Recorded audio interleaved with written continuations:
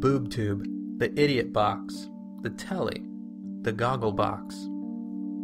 Whatever name takes your fancy, they all do the same thing. 96.7% of American households plop down in front of their television and spend hours watching their favorite programming. Almost zombie-like, families across America watch their television sets in complete silence, only breaking their social ineptitude when the inevitable 5 minutes of paid programming from their network sponsors interrupts their show for short breaks.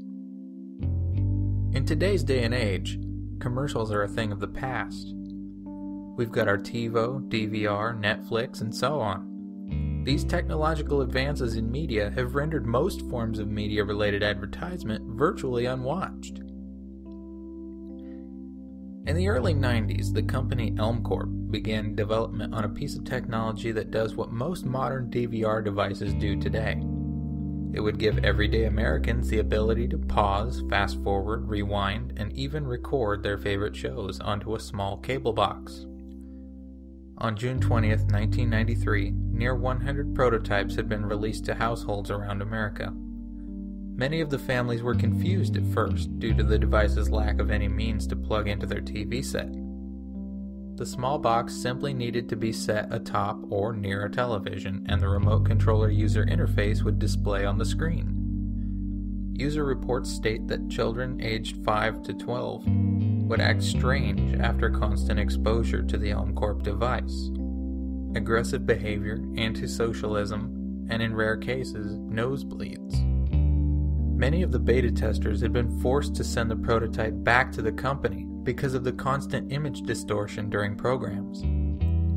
A few families had even claimed to hear distorted dialogue completely unrelated to the corresponding program. It was always a deep, gravelly, inaudible voice, seemingly whispering gibberish. One family, the Adamses, had the most unique experience. In the first few months, the product worked like a charm. It was everything that we thought it would be and more. Our 14-year-old son enjoyed the product most of all. Being able to record his favorite shows and access them at any time was a pretty big deal for him, actually. Every day he would come home from school around 4 p.m.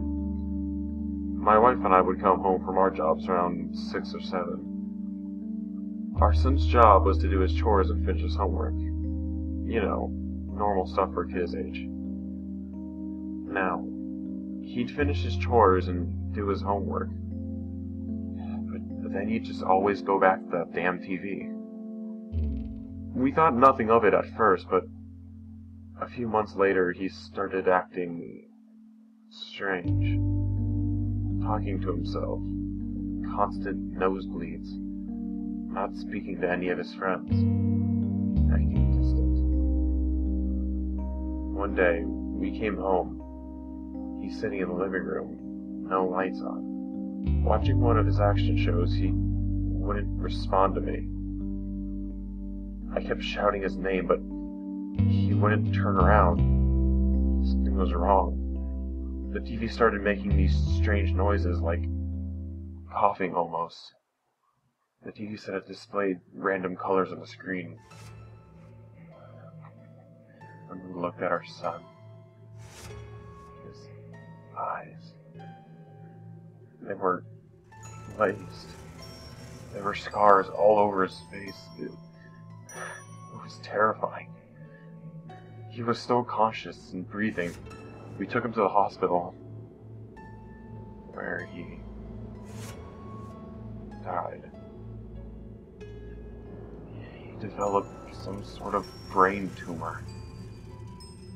I don't know how this happened, but we pray this doesn't happen to anyone else.